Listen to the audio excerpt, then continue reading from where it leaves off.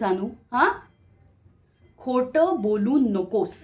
तुझ्या कपड्यांना ना ती घाणेरडी माती लागलेली दिसतीये. शी, किती वेळा सांगितलं तुला की शेतात जात जाऊ नकोस म्हणून. शोभतं का तुला ते? हा,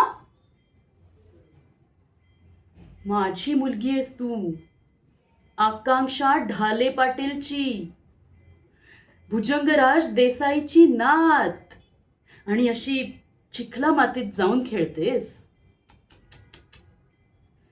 किती अनहायजेनिक असतं ते माहितीये का तुला? त्याच्यामध्ये ते किडे, जर्म्स, गांडूळ. छी, छी, छी, छी. मला तर विचार करूनच मळमळायला होतंय.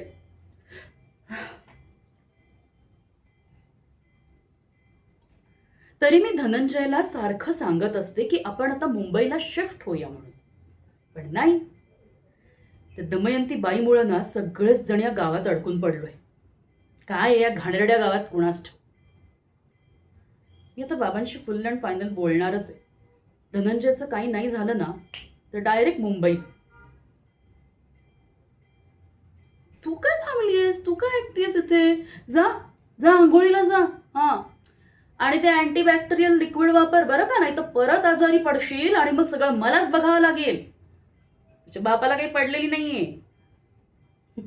त्यांनी त्याचा बिझनेस जरी नेट केला तरी खूप झालं. सानू, आंघोळीला गरम पाणी घे, आजारी पडशील. ऐकतेस का माझं?